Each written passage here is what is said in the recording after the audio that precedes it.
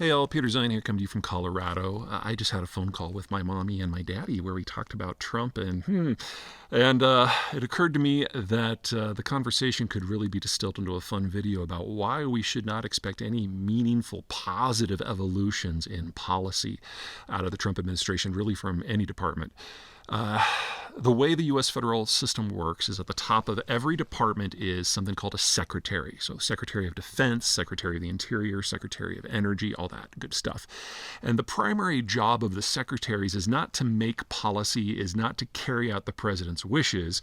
It is to keep the president informed of what is going on in their little circle of the world. The job of secretary as a political appointment has to be confirmed by the Senate. The next step down are the deputy secretaries. These are the people who are responsible for carrying out policy for the most part. They're, again, political appointees, again confirmed by the Senate, and they're in charge of the day-to-day operations and giving the orders and managing the department directly. So, three-tier system so far. President at the top gives the orders. Secretary is one step down. They're the ones who keep the president informed to make sure he understands what's going on. And then the next step down are the deputy secretaries whose job it is to manage the department and push through the president's agenda.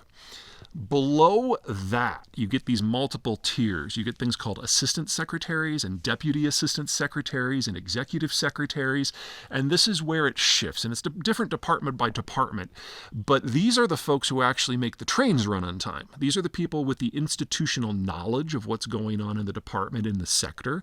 These are the people who have managed day in, day out the staff of the department in its many thousands over the years.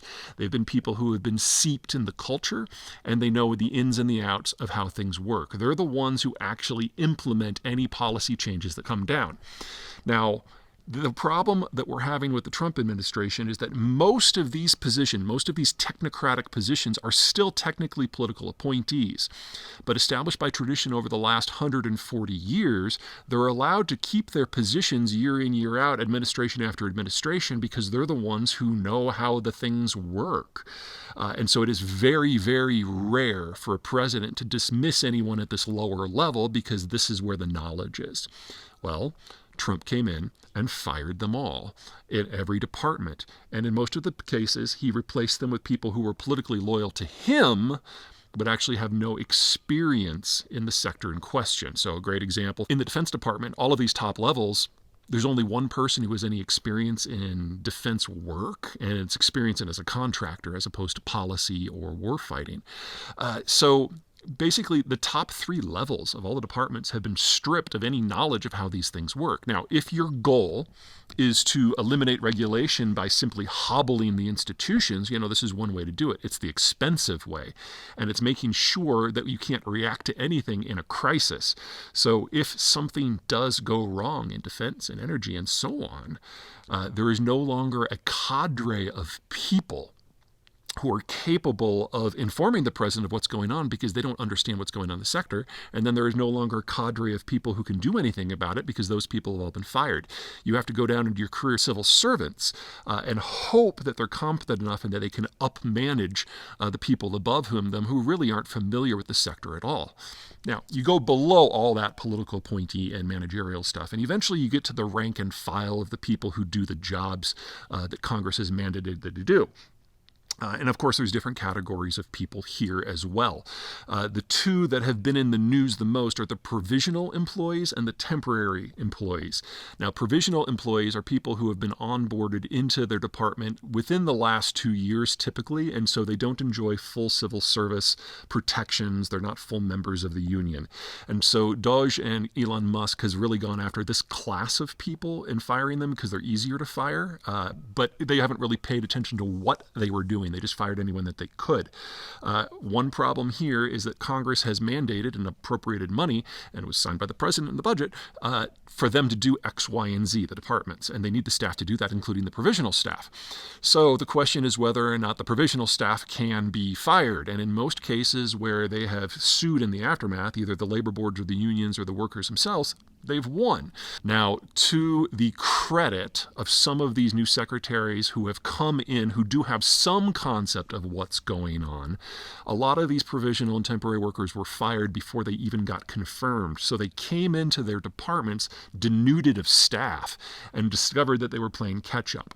Probably the best example of this that I have seen so far is Brooke Rollins of Agriculture. Now, I have said a couple of not nice things about her in the past. I need to apologize for that. She was raised on a farm. She has a degree in agricultural development, so she has some concept of what's going on in agriculture. She just hasn't worked in that space for her career as an adult. She was in a law firm and then ended up working for Rick Perry. Rick Perry? No, shit.